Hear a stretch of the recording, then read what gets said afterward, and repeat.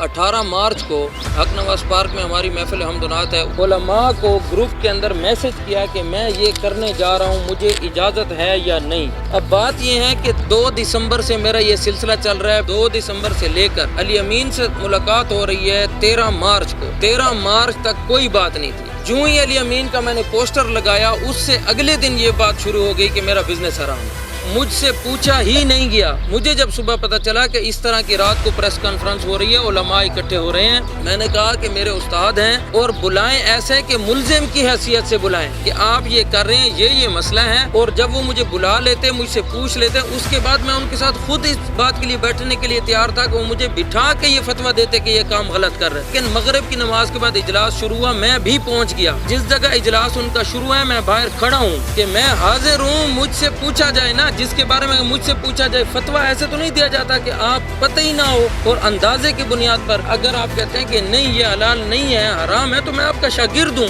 मैं किसी दूसरी दुनिया का बंदा तो नहीं हूँ। जामिया नोमानिया से 5 मिनट की मुसाफत पर मेरा घर है। और जितने भी आलिम दीन बैठे थे, ये मुझे एक फोन करें कि बेटा आओ, और आने के बाद मुझे कहें कि ये क्यों कर रहे हो, ये ना करो, मैं दस्तबरदार हो जाता। मेरे लिए 60-70 लाख रुपए उलमा से ज्यादा नहीं है। तो ये मैं पूछना चाहता हूँ कि मुझे नाम लेके बताएं, ये हरजाई नाथ खान कौन है जिनको हमने बुलाया? हम बुलाएं तो मसला है, आप बुलाएं तो कोई मसला नहीं। हर साल आपके सालाना प्रोग्रामों में आते रहते हैं। मेरी 22 लाख रुपए की इन्वेस्टमेंट का अकाउंट मैंने 1,06,000 में इस वजह से बेचा। सिर्फ मुफ्ती साहब ने कहा से हट जाए, मैं उसके लिए तैयार हो गया। जब मैं वो छोड़ सकता हूँ तो मुझे क्या मसला है कि मैं हराम काम करूँ? उसको उसके साथ जोड़ना मुझे बदनाम करने के लिए ज्यादती है। मैं लानत बेचता हूँ उस कंपनी के हेड पर भी जो फ्रॉड करे, उसका मेरे साथ कोई मुंसलिक नहीं हूँ। तो मैं उनके लिए अदालत भी जाऊँगा, प्रॉपरली उनके खिलाफ केस भी करूँगा। और उसके बाद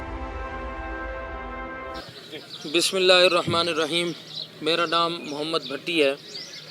और गुज़श्ता रात आपको मालूम है कि हमारे जय्यद उलमा डेरा इस्माइल ख़ान के जो थे, उन्होंने मेरी BHT जो है मेरी एकेडमी, उसके हवाले से कुछ फतावा जारी किए हैं। आपस में उनकी मीटिंग हुई है। और इससे कबल मैं एक तकरीबन 6-7 साल हो गए हैं हम हक नवाज पार्क में, और बड़े जो शादी हाल्स हैं उनमें हमने महफिल हमदनात के इनेकाद किए हैं और बड़े अजीमुशान, बड़े आला सतह पर हमने इनेकाद किए हैं।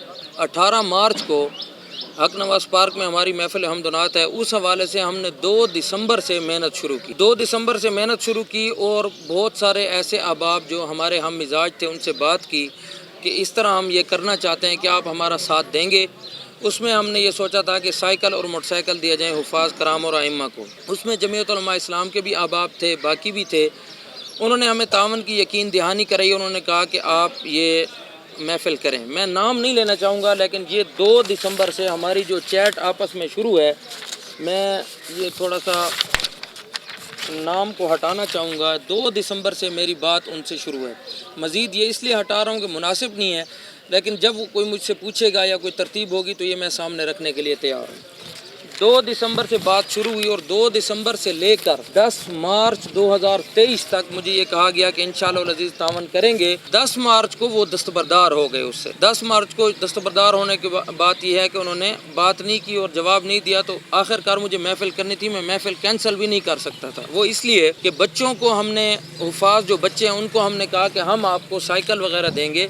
तो चूँकि बच्चे इस उम्मीद में हैं कि हमें साइकिल मिलेंगे, तो ये मुनासिब नहीं था कि अब उनको कह दें कि हम नहीं देते और महफिल नहीं करते। मजबूरन मुझे अली अमीन गंडापुर के पास जाना पड़ा कि आप जो है मेरे साथ तावन करें।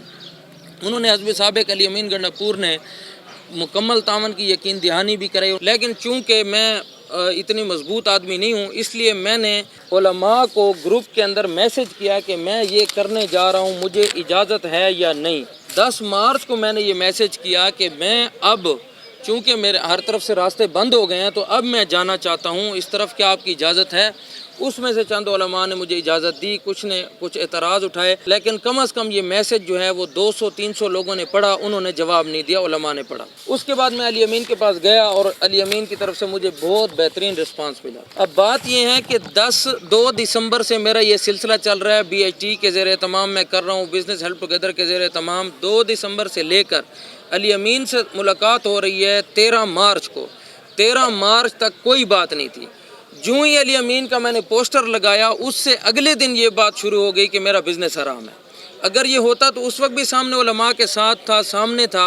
बहरहाल चलो, میں اس کو یوں کہہ سکتا ہوں کہ یہ میرا الزام ہے. آپ کہہ سکتے ہیں کہ یہ الزام لگا رہا ہے، ایسی بات نہیں ہے کہ میرے پاس ثبوت موجود ہیں. اس کے باوجود یہ کہتا ہوں کہ بزنس کے لیے یہ بات شرط نہیں ہے، الیمین والا مسئلہ نہیں ہے، میرے بزنس کا مسئلہ. اگر تو ہے میرے بزنس کا مسئلہ، اس کا طریقہ کار آپ کسی بھی عالم دین پورے پاکستان میں پوچھ لیجئے کہ جب کسی کے بزنس میں کوئی مسئلہ ہو اس شخص کو بلایا جائے کہ آپ کا بزنس غلط ہے، آپ مجھے دکھائیں. اگر اس کو نہیں بلایا جاتا تو اس کا بزنس دیکھا جائے. ایسا نہیں ہوتا کہ واٹس ایپ گروپ سے ایک میسج اٹھایا، اس میسج کو کہیں آگے بھیج دیا اور انہوں نے فتویٰ دے دیا کہ یہ حرام ہے. پہلے اس سے بھی پوچھا جائے کہ آپ کا کیا بزنس ہے. مجھ سے پوچھا ہی نہیں گیا. مجھے جب صبح پتہ چلا کہ اس طرح کی رات کو پریس کانفرنس ہو رہی ہے، علماء اکٹھے ہو رہے ہیں، میں نے کہا کہ میرے استاد ہیں، کوئی ایسی بات نہیں، مجھے بلا لیں اور بلائیں ایسے کہ ملزم کی حیثیت سے بلائیں کہ آپ یہ کر رہے ہیں، یہ مسئلہ ہے. اور جب وہ مجھے بلا لیتے، مجھ سے پوچھ لیتے، اس کے بعد میں ان کے ساتھ خود اس بات کے لیے بیٹھنے کے لیے تیار تھا کہ وہ مجھے بٹھا کے یہ فتویٰ دیتے کہ یہ کام غلط کر رہے ہیں، یا مجھے فورس کرتے کہ آپ اس سے دستبردار ہو جائیں، تو مجھے کیا مسئلہ تھا. لیکن میں نے میسیجز کیے کہ خدا را مجھے بٹھائیں. جس کے بارے میں بات ہو رہی ہے اس کو علم ہی نہیں ہے. اس کی ویب سائٹ جو 20 علماء حضرات بیٹھے تھے، ایک نے بھی نہیں دیکھی ہی نہیں ہے کہ ویب سائٹ ہے کیا. میں اپنے آپ کو بزنس کے بارے میں بتاتا ہوں. اس کے بعد جب یہ سب کچھ میری نہیں مانی گئی، مجھے یہ امید دلائی گئی کہ جب ہمارا اجلاس ہوگا آپ کو بلا لیں گے.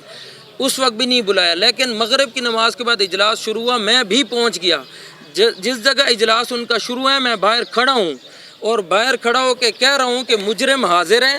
اگر آپ کو لگتا ہے کہ میں مجرم ہوں، کہ میں حاضر ہوں، مجھ سے پوچھا جائے نا، جس کے بارے میں مجھ سے پوچھا جائے. فتویٰ ایسے تو نہیں دیا جاتا کہ آپ پتہ ہی نہ ہو اور اندازے کی بنیاد پر.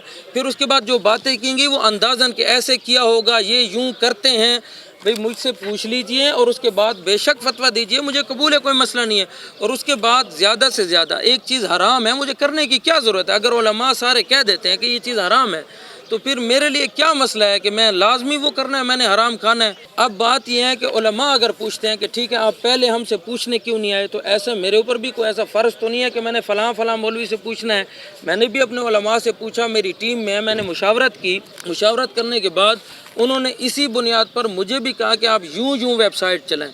اور میری ویب سائٹ اگر کھول کے دیکھی ہوتی تو اس کے اندر یہ موجود ہے. یہ میں آپ کو دکھانا چاہتا ہوں جس بنیاد پر انہوں نے فتویٰ دیا. میں نے پہلے یہ لکھا ہوا ہے ویب سائٹ کے انٹرنس کے اوپر کہ کوئی بھی نیا داخلہ جو چاہے آپ خود کرا کر لائیں، یا جسے آپ نے داخل کروایا وہ آپ کا اس کے ساتھ عمل دخل ضروری ہے. یہ ایک شرعی مسئلہ ہے جو میں نے علماء سے پوچھا. اس کے بعد میں نے یہ سارا لکھا کہ اگر آپ کا عمل دخل نہیں ہوگا تو یہ آپ کے لیے شرعاً جائز نہیں ہے. 2 فروری سے جاری ہے اور اس کے اندر یہ سب کچھ لکھا ہوا ہے. اچھا، اگر یہ لکھے ہونے کے باوجود میں یہ سمجھتا ہوں کہ یہ حلال ہے، اگر آپ کہتے ہیں کہ نہیں یہ حلال نہیں ہے، حرام ہے، تو میں آپ کا شاگرد ہوں. میں کسی دوسری دنیا کا بندہ تو نہیں ہوں. جامعہ نعمانیہ سے 5 منٹ کی مسافت پر میرا گھر ہے. اور جتنے بھی عالم دین بیٹھے تھے یہ مجھے ایک فون کریں کہ بیٹا آؤ، اور آنے کے بعد مجھے کہیں کہ یہ کیوں کر رہے ہو، یہ نہ کرو. میں دستبردار ہو جاتا. میرے لیے 60-70 لاکھ روپے علماء سے زیادہ نہیں ہے، قربان کر دیتا. پہلے لوگوں کو اتنے نقصان ہوئے ہیں تو کوئی اتنا مسئلہ نہیں ہے، ایک اور نقصان ہو جاتا. آخرت مجھے عزیز ہے، مجھے علماء عزیز ہیں. لیکن یہ مجھے جو لگتا ہے یہ سارا اسی بنیاد پر کیا گیا کہ یہ الیمین کی وجہ سے. اب بات یہ ہے کہ اگر الیمین کی وجہ نہ ہوتی تو پھر یوں نہ کیا جاتا کہ ویسے ہی فتویٰ نہ جو مجھے بلایا جاتا. جب میں باہر کھڑا ہوں، دروازے پر کھڑا ہوں، اس کے باوجود بھی نہیں بلایا گیا تو یہ زیادتی ہے. اور میری کردار کشی کی گئی. یہ کہیں بھی جائز نہیں ہے کہ کسی فرد واحد کی کردار کشی کی جائے. تو اس لیے بہرحال تھوڑا سا میں اپنے بزنس کے بارے میں بتا دیتا ہوں. میرے بزنس میں BHT ٹریولز ہے. یہ پوری ویب سائٹ کیجئے. BHT ٹریولز ہے، 100% حلال ہے. حج عمرہ service, national tours, international tour 100% حلال ہے. ان کے مطابق جو حضرات بیٹھے تھے، جو ہمارے بڑے بیٹھے تھے، ان کے مطابق یہ 100% حلال ہے. BHT ویلفیئر اینڈ سپورٹ یہ 100% حلال ہے. BHT اکیڈمی یہ 100% حلال ہے ان کے مطابق. میں اپنوں کی بات نہیں کر رہا کہ جن سے میں نے پوچھا، یہ عمومی بات کر رہا ہوں. اس کے بعد ہے BHT نیٹ ورکنگ. اب بات یہ ہے کہ 25% کے ٹوٹل اس کے نیچے 4 چیزیں ہیں.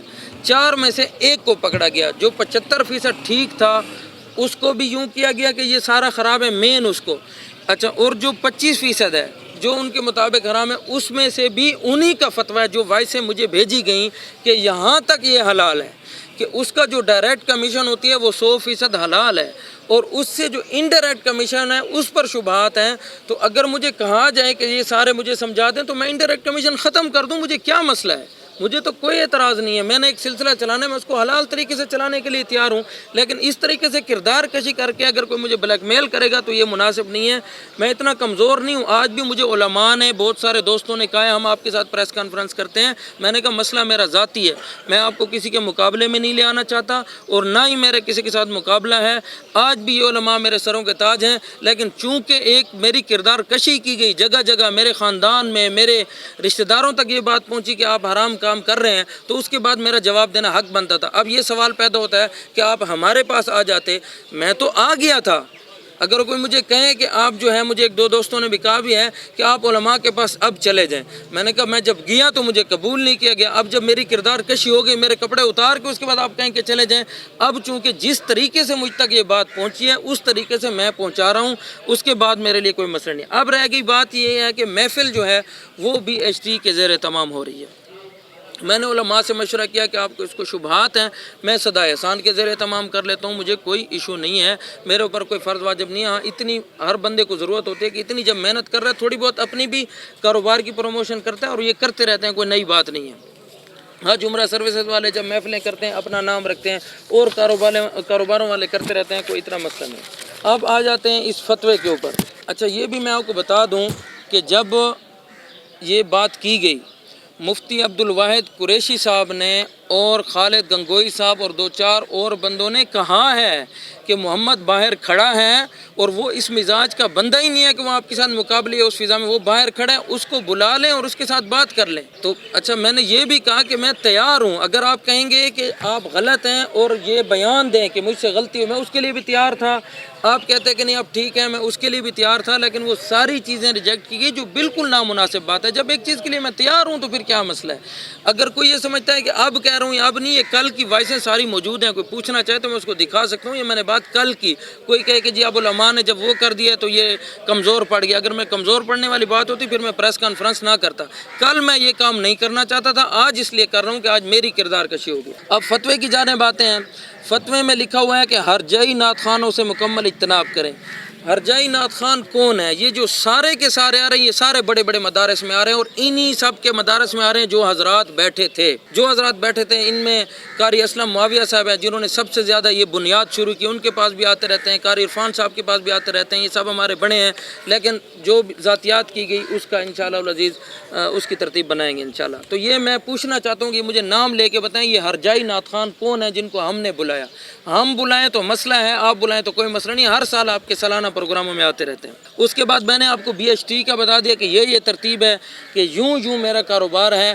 اب بھی اگر یہ مجھے کہیں مناسب جگہ پر قاری خلیل احمد سراج صاحب، مفتی عبدالواحد قریشی صاحب، قاری عمیر فاروقی صاحب، یہ حضرات اگر کہیں بیٹھ کے اور مجھے بلائیں یا مجھے کہیں فلاں جگہ آ جائیں اور اس کو جسٹیفائی کرو، اس میں جو غلطی ہوگی آپ مانیں گے کہ میری غلطی ہے، اس کو ہم ختم کرنا چاہتے ہیں، میں اس کے لیے تیار ہوں، کوئی لڑائی کوئی مسئلہ بھی نہیں ہے۔ میں ایک عام سا بندہ ہوں، اس لیے میں نے اپنے ساتھ علماء کو بھی نہیں بٹھایا کہ کسی کی کوئی ذاتی دشمنی نہ بنے، میں اکیلا ہوں اور اکیلا انشاءاللہ یہ جنگ لڑوں گا۔ اب 3 پر یہ کہا گیا کہ ان لوگوں نے ماضی میں پرپال کمپنی کے غیر شرعی کاروبار کو ترویج کے لیے مخصوص حمد و نعت کی تنظیم کو استعمال کیا۔ وہ مخصوص حمد و نعت کی تنظیم کون سی ہے اسے مینشن کیا جائے، اور اس کے علاوہ پرپال کی بات میں آپ کو بتا دوں کہ ہم دنیا دار لوگ ہیں، ہم علماء نہیں ہیں کہ ہمیں پتہ ہو کہ کون سی چیز ٹھیک ہے یا کون سی نہیں ہے، لیکن پھر بھی جو پرپال کے بڑے تھے جنہوں نے یہ کام کیا ان کو تو آپ کچھ کہنے کے لیے بھی تیار نہیں ہیں۔ میں بذات خود ان پر لعنت بھیجتا ہوں جو کسی کے ساتھ دھوکہ کرے۔ جہاں تک میری بات ہے، میری اپنی ذاتی جو انویسٹمنٹ تھی، مفتی عبدالواحد قریشی صاحب نے ایک فتویٰ جاری کیا کہ یہ حرام ہے۔ فتوے کے بعد میں مفتی صاحب کے ساتھ بیٹھا، 3-4 اور دوست تھے، مفتی صاحب کو ہم نے کہا کہ آپ ہماری بات کو سمجھیں۔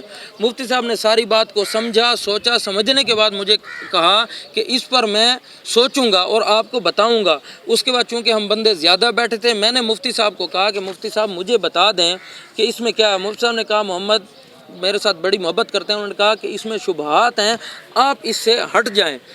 میری 22 لاکھ روپے کی انویسٹمنٹ کا اکاؤنٹ میں نے 1,06,000 میں اس وجہ سے بیچا، صرف مفتی صاحب نے کہا سے ہٹ جائیں، میں اس کے لیے تیار ہو گیا۔ جب میں وہ چھوڑ سکتا ہوں تو مجھے کیا مسئلہ ہے کہ میں حرام کام کروں؟ اس کو اس کے ساتھ جوڑنا مجھے بدنام کرنے کے لیے زیادتی ہے۔ میں لعنت بھیجتا ہوں اس کمپنی کے ہیڈ پر بھی جو فراڈ کرے، اس کا میرے ساتھ کوئی منسلک نہیں ہوں۔ اب بات آ گئی، اس کے علاوہ بھی میرا سکول ہے، سکول کی ہوتی ہے ایک پروموشن فیس۔ کسی مولوی صاحب نے مجھے یہ بھیجا کہ یہ جو پروموشن فیس ہے یہ حرام ہے۔ ہر سکول کی پروموشن فیس ایک معنی رکھتی ہے جس سے وہ کماتے ہیں۔ میں نے اس کی قربانی دی کہ یہ فتویٰ آ گیا کہ پروموشن فیس جائز نہیں ہے۔ جب میں اتنا کچھ کر سکتا ہوں تو مجھے نہیں ضرورت اتنا کہ میں ایک نیا طریقہ کار کروں۔ اس کے علاوہ جو بھی کمپنیاں تھیں وہ انویسٹمنٹ لیتی تھی لاکھوں کروڑوں روپے، میں نے 1 روپیہ کسی سے نہیں لیا، انویسٹمنٹ ہے ہی نہیں۔ میری اکیڈمی ہے، 3,000 روپے دے کے میں اس کو پڑھاتا ہوں۔ پڑھانے میں اور انویسٹمنٹ لینے میں زمین آسمان کا فرق ہے۔ 3,000 روپے ٹوٹل ہے، میں اس کو پڑھا رہا ہوں انگلش لینگویج کا کورس، اور اس کے بدلے میں یہ کہا جائے کہ آپ انویسٹمنٹ لے رہے ہیں، اس سے بچو، تو یہ کردار کشی نہیں تو اور کیا ہے۔ اس کے علاوہ باقی جن علماء نے دستخط کیے میرے لیے سب محترم ہے، کوئی مسئلہ نہیں ہے۔ اگر آپ کو میرا انداز برا لگا یا کوئی مسئلہ ہے تو وہ اس وجہ سے کہ مجھے دکھ ہوا، میری رات بڑی مشکل گزری، مجھے رشتہ دار کال کرتے رہے کہ یہ کیا ہوا، کیونکہ آپ کا ایک مقام ہے۔ جب آپ کچھ کر دیتے ہیں تو لوگ کہتے ہیں کہ یار علماء ہیں، جھوٹ تو نہیں بولتے ہوں گے، بات بھی ایسی ہے۔ لیکن میں یہ سمجھتا ہوں کہ آپ کو 3-4 بندوں نے استعمال کیا۔ مولانا اشرف علی صاحب کے کندھے پر بندوق رکھی گئی، قاری خلیل احمد سراج صاحب آنے کے لیے تیار نہیں تھے، پھر یہ تو 13-14 افراد ان کے پاس گئے اور ان سے بیان لیا، وہ اس میں موجود نہیں تھے۔ اس طرح مفتی عبدالواحد قریشی صاحب کا بھی جہاں تک مجھے اندازہ ہے کہ صبح یہ کنڈیشن نہیں تھی، اس کے بعد رات کو یہ 3-4 افراد نے اکٹھا کیا۔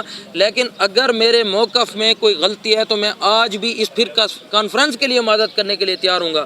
لیکن بات یہ کہ جب میری کردار کشی کی گئی اس میں 3-4 اہم ترین جو نام ہیں، انشاءاللہ العزیز میں پراپرلی اپنا جو، چونکہ میری رجسٹریشن ہو رہی ہے، میری جو ہی رجسٹریشن ہو جائے گی، رجسٹریشن کے بعد میں پراپرلی، کیونکہ میرا ابھی کام شروع ہی نہیں ہوا، ابھی تو شروع نہیں ہوا، شروع ہوگا تو کیا ہوا، تو میں ان کے لیے عدالت بھی جاؤں گا، پراپرلی ان کے خلاف کیس بھی کروں گا، اور اس کے بعد انشاءاللہ العزیز باقی جہاں تک بات ہے، جن علماء نے میرے ساتھ تعاون کیا، جن لوگوں نے فون کیا، ان کا میں شکریہ ادا کرنا چاہتا ہوں۔ اور رات کو بھی جن لوگوں کا مثبت کردار تھا، جنہوں نے یہ سوچا کہ اس کو بہتر انداز سے کیا جائے، اس کو بلایا جائے، میں ان کو اپریشیٹ کرتا ہوں، ان کا شکریہ ادا کرنا چاہتا ہوں۔ اور اس کے بعد بھی کسی حوالے سے انصاف کے تقاضوں پر اگر مجھے بٹھایا جائے، مجھے بلیک میل نہ کیا جائے، صحیح طریقہ کار ہو کہ آپ بیٹھیں، میں آپ کو پوری کی پوری ویب سائٹ کھول کے دکھاؤں، اس کے بعد اس پر آپ فتویٰ مرتب کریں، مجھے کہیں کہ یہ کام غلط ہے، اس کو چھوڑ دو، آپ کہیں گے کہ یہ سارا کا سارا غلط ہے، میں اس کے لیے بھی تیار ہوں، لیکن انصاف ہونا چاہیے۔